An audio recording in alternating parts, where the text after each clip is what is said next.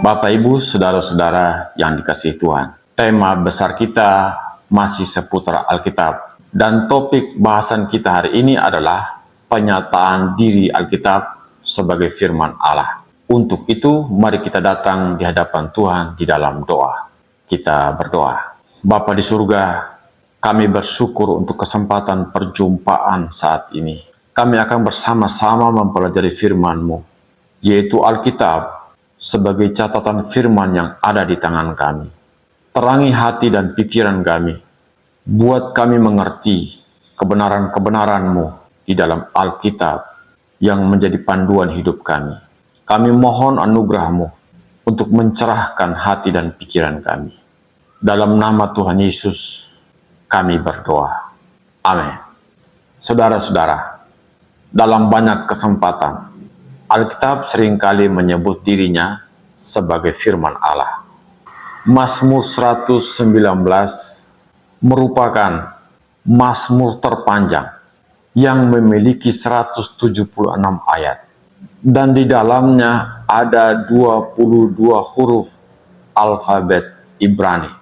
8 ayat pertama dimulai dengan huruf Alef. Ini merupakan huruf pertama dalam alfabet Ibrani. Kemudian 8 ayat berikutnya dimulai dengan huruf Bet, dan selanjutnya huruf Gimel. Kemudian diikuti huruf Dalet, dan seterusnya dengan 22 huruf alfabet Ibrani. Saudara-saudara, mari kita perhatikan 3 bagian dari ayat firman Tuhan yang akan menjadi dasar pembahasan kita saat ini, yaitu Mazmur 119 ayat 11.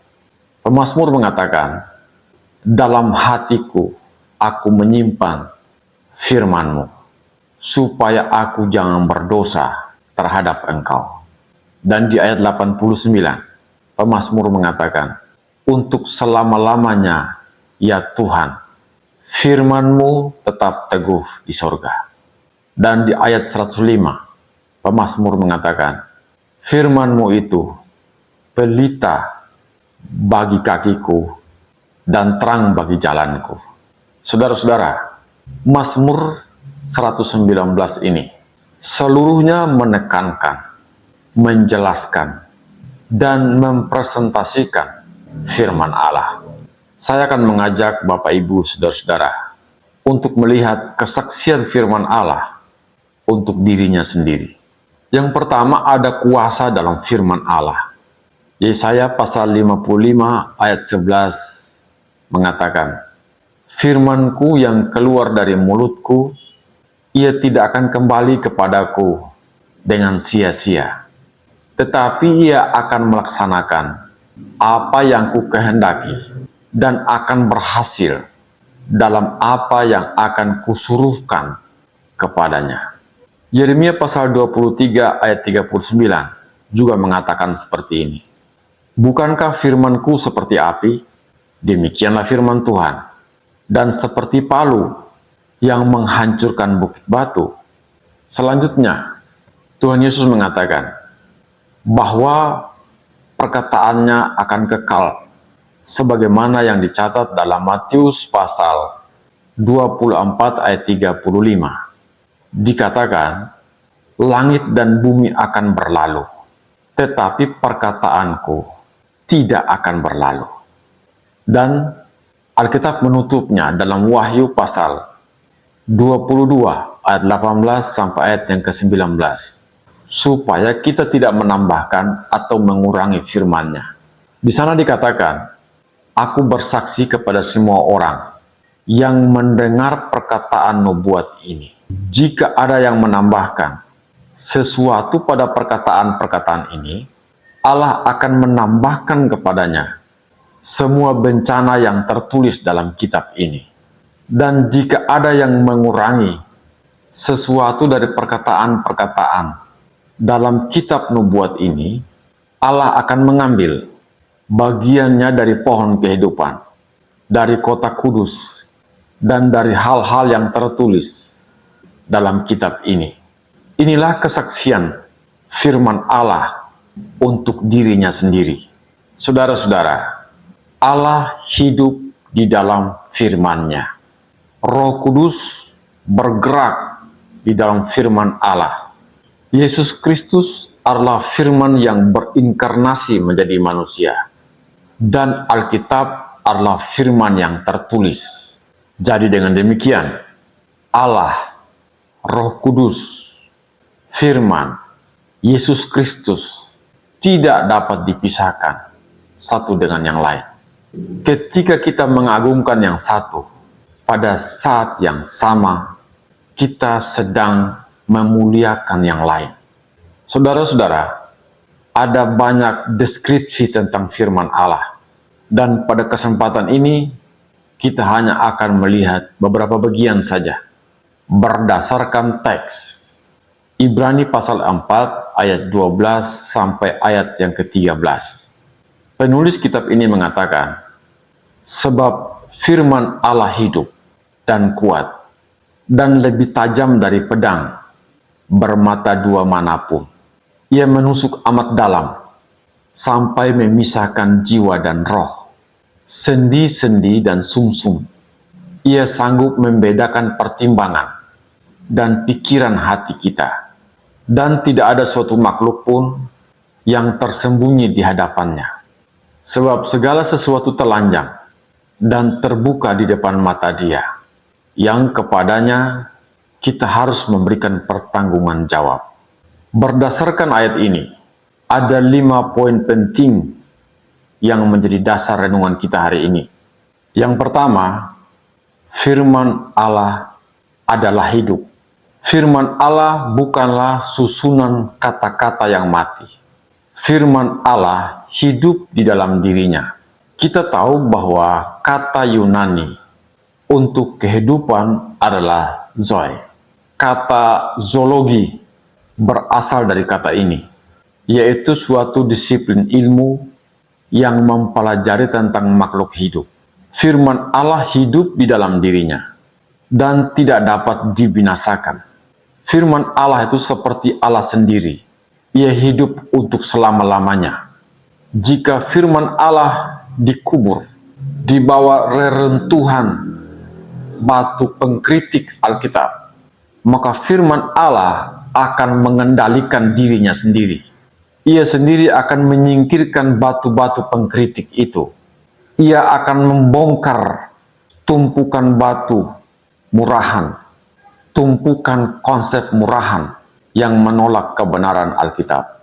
Firman Allah akan muncul dari reruntuhan konsep manusia. Firman Allah adalah kebenaran yang hidup. Jika kebenaran Allah hendak dihanguskan, ingat kasus Sadrak, Mesak, dan Abednego yang ditulis dalam kitab Daniel. Ketika mereka mempertahankan kebenaran Allah, seperti Sadrak, Mesak, dan Abednego yang berjalan-jalan dalam lautan api, demikianlah kebenaran Allah akan mengelilingi dunia ini dengan kebenarannya, dan bau asap tidak akan melekat. Maksud saya, kegelapan tidak akan menutupinya. Jika firman Allah yang tertulis ini dirobek-robek dan dihanguskan, setiap potongan yang dirobek dan dihanguskan itu mungkin akan hancur, tetapi firman Allah hidup di dalamnya, dan itu pasti akan menghasilkan buah yang berlipat-lipat. Jika Alkitab yang Anda pegang dibakar, diinjak, atau ditanam ke dalam lumpur, Alkitab akan diproduksi kembali dari literatur-literatur yang sudah ada pada umatnya saat ini. Bahkan, jika Alkitab yang ada di bumi ini dihancurkan, maka jika Allah menghendaki agar Alkitab tetap ada, maka malaikat di sorga akan menuliskan kembali firman Allah itu. Lihat Mazmur 119 ayat 89. Pemazmur mengatakan, untuk selama-lamanya, ya Tuhan, firman-Mu tetap teguh di sorga. Jadi para malaikat dapat memproduksi kembali firman Allah jika seluruh makhluk di bumi ini melenyapkan catatan firman Allah. Saudara-saudara, firman Allah itu suci, hidup, dan tak terbinasakan. Firman Allah selalu tepat dalam setiap zaman. Firman Allah selalu tepat untuk diaplikasikan pada setiap generasi di segala abad dan zaman. Jika Bapak Ibu Saudara-saudara mempelajari filsafat, ada mode di dalam pikiran manusia, di mana manusia cenderung berpikir mengikuti pola yang pasti. Jadi ketika Bapak Ibu Saudara-saudara membaca teori-teori filsafat, Bapak Ibu akan menemukan ada jalan pemikiran yang pasti dan sangat populer di era-era tertentu. Tetapi kemudian segera ketinggalan zaman dan kehilangan vitalitas serta kegunaannya pada zaman yang lain. Buku-buku, teori-teori ilmiah terus bermunculan, tapi mereka akan timbul tenggelam seperti ombak. Manusia itu berpikir seperti ini. Manusia itu berpikir seperti kain. Jika sudah tua dan kusut, maka kain itu akan dia buang. Demikian halnya dengan sejarah pemikiran manusia. Seperti kain yang sudah tua dan kusut, atau seperti daun-daun yang kering, yang jatuh ke tanah dan membusuk. Semua teori dan gagasan manusia tidak akan kekal dan abadi, selalu berakhir pada zaman-zaman tertentu. Tetapi firman Allah sangat berbeda. Yesaya mengatakan dalam Yesaya pasal 40 ayat 8, firman Tuhan mengatakan begini, rumput menjadi kering, bunga menjadi layu, tetapi firman Allah kita tetap untuk selama-lamanya. Itulah salah satu bentuk kehadiran Tuhan di tengah-tengah kita ketika Ia berbicara kepada kita dan mewahyukan dirinya dalam kitab yang kekal dan tidak berubah ini. Jadi firman Allah selalu hidup, selalu segar, selalu cocok dengan kehidupan saat ini. Jika bintang-bintang di langit meredup dan kehilangan sinarnya, maka kitab ini akan menerangi dunia ini. Dan jika waktunya tiba, ketika setiap unsur atom dari ciptaan ini meleleh oleh karena panas yang luar biasa, maksudnya ketika Allah menghukum dunia ini dengan api, kitab ini atau firman ini akan tetap menjadi saksi kedatangan dari langit dan bumi yang baru. Jadi firman Allah kekal dan tidak berubah.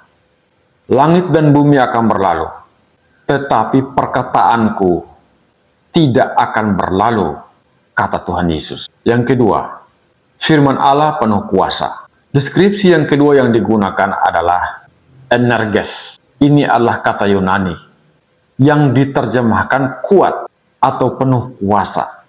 Jadi firman Allah adalah energes. Firman yang aktif. Firman Allah bergerak. Firman Allah hidup. Firman Allah dinamis. Firman Allah penuh kuasa. Paulus menulis kepada anak rohaninya dalam 2 Timotius pasal 2 ayat 9. Paulus mengatakan begini, karena pemberitaan Injil inilah aku menderita, malah dibelenggu seperti seorang penjahat. Tetapi firman Allah tidak terbelenggu. Saudara-saudara, firman Allah lebih perkasa daripada Simpson. Ia lebih kuat daripada tokoh yang bernama Hercules. Ia lebih super daripada sosok Superman. Ia mampu meruntuhkan setiap belenggu kelaliman. Ia mampu meloncati setiap dinding penjara. Ia melampaui setiap gunung yang tinggi. Ia menjangkau setiap pulau terpencil hingga ke pelosok-pelosok pedalaman. Ia adalah energes, penuh kuasa. Ketika firman Allah dikhotbahkan, disampaikan dalam pengurapan Roh Kudus, sesuatu yang ilahi akan bekerja di sana. Seperti kisah yang diceritakan oleh Musa pada waktu penciptaan, bahwa Roh Allah melayang-layang di atas permukaan air, dan Allah berfirman kepada gelap, jadilah terang, dan terang itu pun jadi. Firman Allah menyadarkan kita, Ia mempertobatkan kita, Ia menyucikan jiwa kita, Firman Allah menegur kita. Firman Allah membawa pengharapan kepada kita. Ia menopang kita. Ia memimpin kita. Ia menghibur kita. Ia memimpin kita kepada Kristus yang menyelamatkan hidup kita. Ia memberikan jaminan tentang pengharapan hidup kekal di sorga. Firman Allah adalah energes. Ia dinamis. Ia penuh kuasa. Ia bukan hanya sound atau hidup. Ia penuh kuasa. Deskripsi yang ketiga. Firman Allah itu tajam. Kata Yunani untuk memotong adalah tomos. Itu adalah asal kata dari atomos atau atom. Orang Yunani berpikir bahwa bagian terkecil dari dunia yang tidak dapat dipotong adalah atomos. Kemudian, bentuk komparatif dari kata ini dalam bahasa Yunani adalah teros. Jadi, tomoteros diterjemahkan lebih tajam. Temno adalah kata untuk memotong. Kita telah mengetahui bahwa firman Allah adalah hidup. Kita telah mengetahui bahwa firman Allah adalah kuat, penuh kuasa.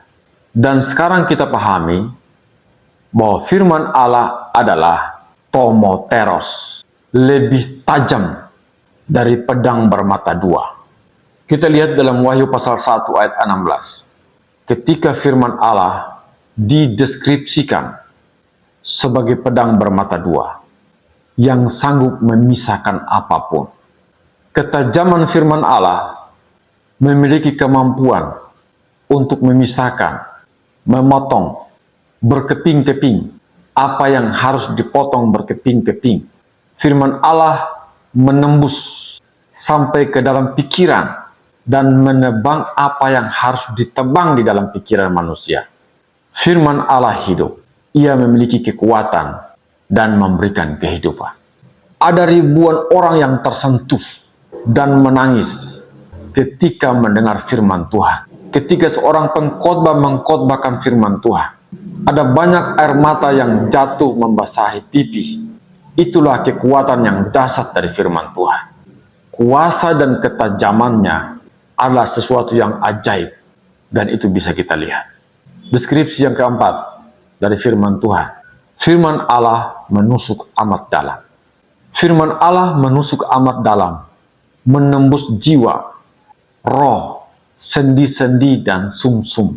Kata Yunani yang digunakan di sini adalah dignomai, yang artinya melalui atau menembus, seperti pedang yang sangat tajam yang ditusukkan sedemikian rupa sampai pada titik di mana yang dikehendaki.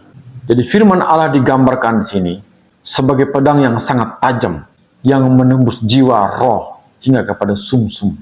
Deskripsi yang kelima adalah firman Allah membuka segala sesuatu. Ini sangat terbukti dan nyata. Perbedaan antara orang yang terhilang dan yang telah diselamatkan, antara orang yang telah bertobat dan yang belum bertobat, antara orang yang sungguh-sungguh mengikuti Tuhan dan yang bukan, antara orang yang sungguh-sungguh melayani Tuhan dan yang bukan, antara orang yang sungguh-sungguh dipanggil oleh Tuhan untuk melayani dan yang bukan, dapat dilihat melalui firman Allah. Begitu jelas, sebab segala sesuatu terbuka di hadapan Allah. Kepalsuan tidak dapat bertahan. Kejujuran, ketulusan, kebenaran, itu yang akan muncul. Dan saudara tahu, setiap kita pada akhirnya harus memberikan pertanggungan jawaban terhadap iman kita. Bapak, Ibu, saudara-saudara yang dikasihi Tuhan, ini adalah kesimpulan dari pembahasan hari ini. Ada banyak cara yang diupayakan untuk mengubah atau menata dunia ini. Manusia mengupayakannya melalui suatu sistem pemerintahan, tata sosial, politik, dan kebudayaan. Kita mencoba menguasai dunia ini melalui kekuatan politik.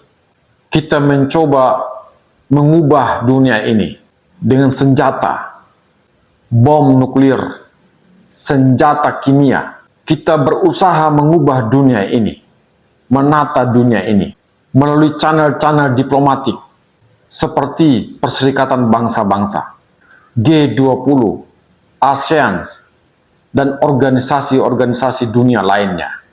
Dan ada ribuan cara yang diupayakan untuk menjadikan dunia ini lebih baik. Namun kenyataannya selalu menemukan jalan buntu. Mengapa hal itu bisa terjadi? Karena semua teori dan upaya manusia tidak pernah menembus batin, jiwa, dan roh manusia. Semua upaya manusia hanya bergerak di luar, tidak di dalam diri manusia. Berbeda dengan firman Tuhan yang bergerak di dalam diri manusia, di dalam hati, di dalam jiwa, di dalam roh. Kebenaran ini perlu kita pikirkan, bahwa jika kita ingin mengubah dunia ini menjadi lebih baik dan benar, maka kita harus membawa dunia ini kepada firman Allah.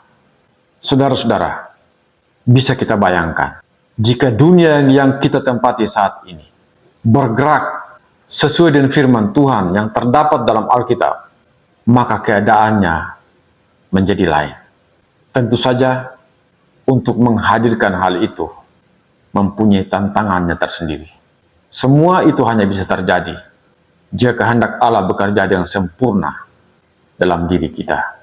Saudara-saudara, sampai jumpa dalam topik yang berikut. Tuhan memberkati kita. Amin.